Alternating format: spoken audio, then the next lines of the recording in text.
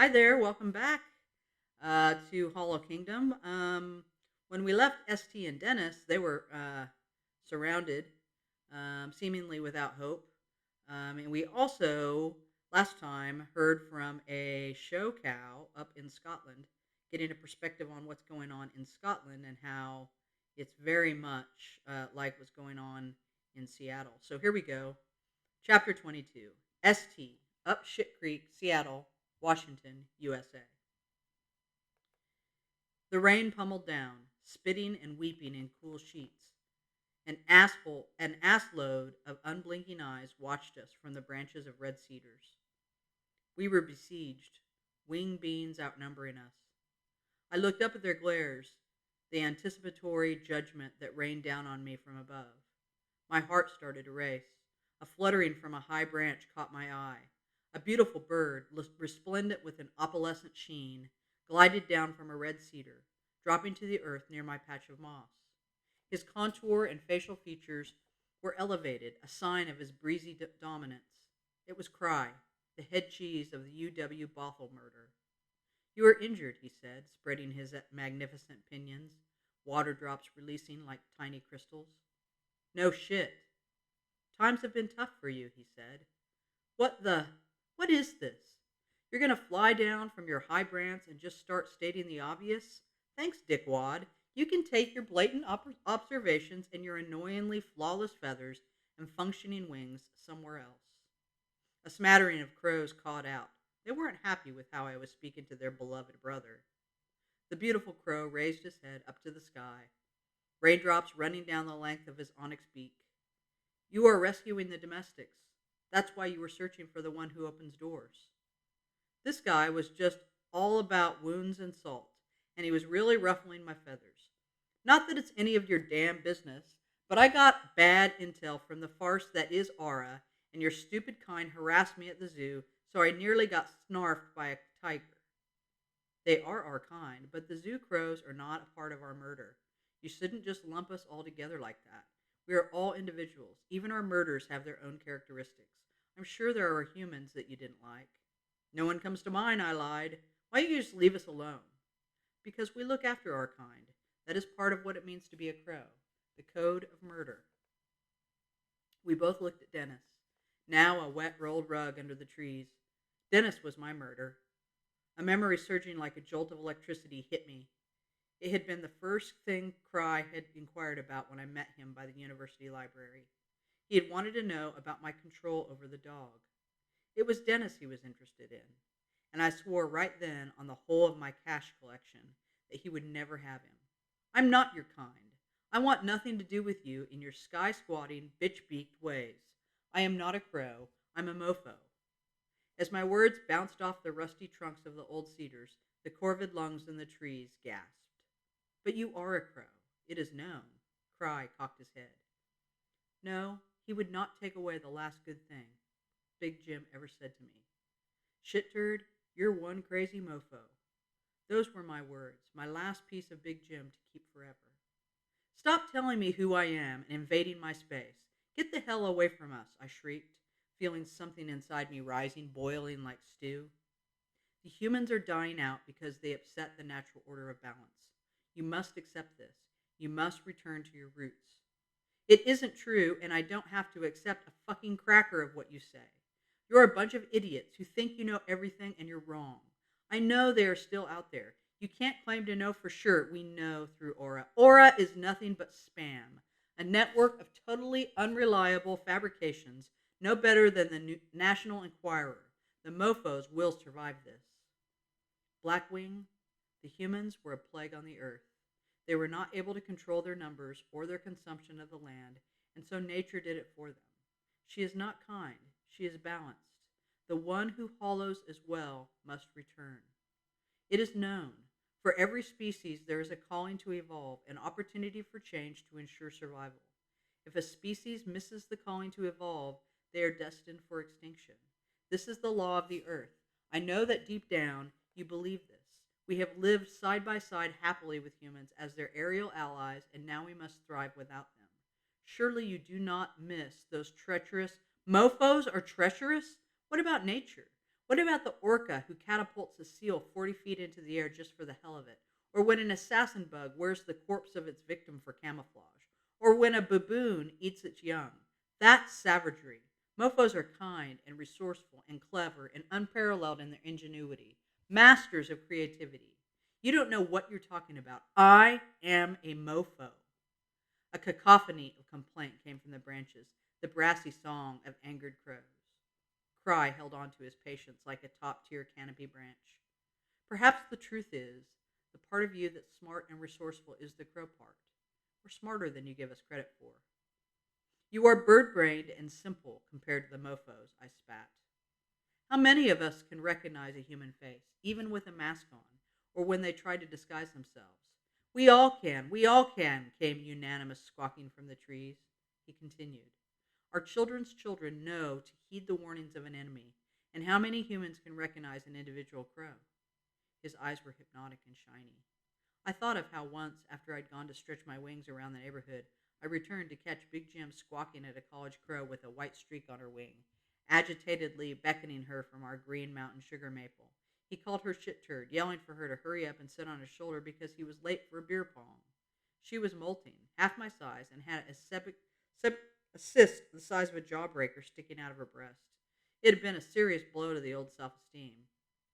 Cry continued. How many of us do you see crumpled roadside like the squirrels and raccoons? None, none, cried the avian audience. We are soaring shadows adapting on the wing. We are everywhere on this big, beautiful blue, and that is the privilege of being a crow, Blackwing. We are not caged, never confined to bars and walls. We build tools and communities and use our mind maps to navigate the world. So much easier now without the electro smog blurring our flight paths. And we are survivors. We thrived in the hollowing time of trash and plastic, and we will thrive in the new world as nature settles her debts. It's time to take what is ours. The crows cawed in agreement. I am not like you. The steaming bubbles inside me were rising. You can't run from who you are, Blackwing. If you try, you will always suffer. Kiss my cloaca. You are a crow. It is your privilege. Get away from me. Counterintuitively, I hopped toward him, rain streaming down my face. You may have been close to a mofo, and I can understand that. But they did not heed the warnings and are suffering the consequences. Your human is gone, and now you must move on. It's time. He'd gone too far. He could smack talk about me and his idiotic theories, but he couldn't make a single squawk about Big Jim. I wouldn't let him. You're right. It is time, I seethed through my beak. Time for me to knock him off his high branch. I snapped. Lunging into the air, a strangled caw released with some of the heat inside me. My feet came down on Cry's chest, pinning him to the earth. The cedars broke out into ferocious alarm calls, crows screaming into the rain. Cry cried out, flapping, with great strength to push me off of him, but my assault had just begun, and I struck at him with my beak. He blocked it with his, lifting into the air. I jumped up, body checked him, sending him mudbound, hurtling into tumbles. Then I pounced on him, and we were a mass of wings and beaks and feet, strained, screaming, and darting, jabbing movements. Cry gave one fierce whip of his wings, shoving me off him with a thrusting kick. He lifted again, striving to get away, but I wouldn't allow it. I snatched at him, clawed at him, strange sounds flying from me. My feet found his, locking them tightly in my grip. He lifted me into the air with him. We spun, airborne, bound and battling, a hurricane of black feather and burning heart. We lifted higher, our screeching tearing up the sky, wings shredding the air. Dennis's thunderous barks rose to us as he bayed up to where I squabbled with a crow, stronger, fitter, and faster than me, better than me. Some dark urge from deep inside me had taken control, driving my beak forward toward the crow's eye, aiming to plunge it right into his brain. Cry blocked me with his beak. He may have been better than me, but I had passion on my side, a fury that gave me the strength to wallop him with a sharp kick. And then I tumbled from the sky. I plunged down the length of the cedars, a fall I knew would kill me. My nictitating membrane shut out the world, cocooning it in milky blue, and I held a memory that would be my last. Dennis and Big Jim and me, dancing around our green mountain sugar maple, laughing as dandelion fluff snowed around us. I fell down, down, down. I must have been a branch's stretch away from the soil when the sharpness dug into my skin. My fall slowed, and for a moment I was weightless. I opened my eyes, finding myself slumped in a mud puddle, my legs sticking up in the air. Above me, 4 college crows hovered. I felt the breeze from their wings, the rain sliding off their shiny bodies. Satisfied they had broken my fall, the crows shot to the sky. I caught a glimpse of Cry, cresting the canopy of the cedars, a magnificent ink blot on a paper of gray sky. He vanished. A swarm of oscillating black specks, like a great gust of ground pepper, followed. As they departed, Dennis held his nose to the sky and whimpered. I righted myself. I was soaked, drenched from the rain and the puddle, but mostly in hot humiliation. I had lost the fight and had to be rescued. The rain stopped abruptly, just in time for a wave of shame to crash into me. Never had I felt so small or stupid, so utterly defective. And the worst part of it, I had started it. I had launched myself at him, feral, desperately wild and savage, an animal. Dennis was still sniffing the sky. The residue of rain dripped off branches and hardy leaves.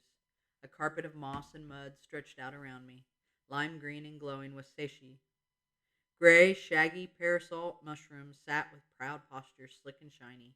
A few leopard slugs inched their way across the earth, leaving a silvery train, evidence of a great journey and adventurous living in their wake. Pastel pink earthworms writhed joyously, having waited for the rains to commence travel. They breathed through their moistened skin. We were still in the city, but somewhere under a grove of cedars, where the forest was teeming and ready to rain. There was a break in the clouds, audacious sunrays glowing through the gaps in lime green leaves.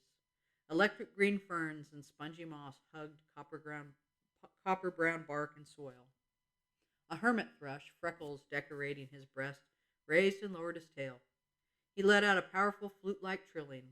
It was a chirruping aria about strength and resilience, something he had learned from his father and practiced immeasurably, a song that had been passed down his long line of avian ancestors until it was utter perfection in pitch and resonance. It was hauntingly beautiful, tight notes piping up to the sun, shattering the ultraviolet light into the prism of dancing rainbows. I realized, wet and defeated in a puddle of mud, that I was surrounded by devastatingly beautiful things. None of it called attention to itself. No preening and crowing here. Everything just was what it was, intricately complex and simply stunning. This is what was happening to the world, this bewitching woodsy scene that side creaks, croaks, and willowy whistles was a preview of oncoming attractions. Peering down at the mud puddle, I saw the waggish, saucy countenance of a crow reflected back at me. A bird with quizzical espresso eyes and twitchy head bobs that, much like leopard slugs and the earthworms, had been on a great adventure. A bird who had survived a mass extinction, a grizzly bear attack, a python's muscular strike, the jaws of a tiger. A bird who had a heart that had been broken again and again, but that had refused to stop beating. A crow who was seeking for life and meaning and a return to balance. Perhaps I had been blind to the truth about who stares back at me from the ripples of a murky puddle. It was a crow. In wanting to be like a mofo, why did I have to deny the part of me that was crow? Perhaps Cry was right. Perhaps nature was balancing. And if you cannot evolve, you cannot survive. That is nature's way. I had to be honest with myself and admit that, damn it, I'd always known this. As well as I knew when a storm was coming, or the speed of an oncoming car, or when Big Jim was going to shit the bed because he'd had too much sriracha. It was madness to think that I could take on saving the domestics alone, just me and Dennis and our poor little Cinnamon. It was a suicide mission. Hadn't I always been the one to harp on the importance of murder, of family? The Cedars are not just one thing. There are many things. Food, homes, protection, life givers, communicators. Maybe it was time to get real and realize I could never sprout 10 fingers and be just like a mofo. Perhaps it was time to stop turning my back on my roots. I had been wrong. And lying in a gross puddle with the heart-stopping beauty of our world all around me was like an alarm clock's call, the brassy crowing of a rooster at dawn. I had to change and evolve or I would become extinct. Even Dennis knew it. I could see it in him as he sniffed at the sky, wishing the crows had stayed. Hadn't I admired Cry? So what if he wanted to learn about how I could create a relationship with a dog? He wanted to share that knowledge with his family for their survival. He saw evolution. intelligence, and ingenuity. Perhaps my mofo influence, or perhaps entirely the crow in me. Rejecting a part of myself had been rejecting all of myself in a world where you needed to believe in yourself to survive. If I could open my eyes and see the beauty in every sapling and shimmery dewdrop around me, and I could see the beauty in cry, perhaps I could also see the beauty in the spunky, twitchy scrutiny that postured back at me from the surface of a puddle. Maybe what really mattered was what was on the inside, as was the case with Big Jim's refrigerator. Change had overtaken our entire world, and now it was my turn. It was time to be a crow. The only thing that I'd hurt during the fight with Cry was my pride. So I shook off the mud and resentment and waddled over to Dennis. I hopped onto his back and apologized. I told him I was going to be more open, less judgmental, because for Twinkie's sakes, Dennis and I deserved not only to survive but to blossom and flourish. Big Jim would have wanted it, would have been cheerleading for his boys from the sidelines. Dennis, in classic Dennis style, had already forgiven me. He shook off a waterfall of damp and slobber, ears like maxi pads in a hurricane, and put his nose to the business of tracking down a murder of crows who would hopefully do the same. Here you go. That was chapter 22. We'll see you next time.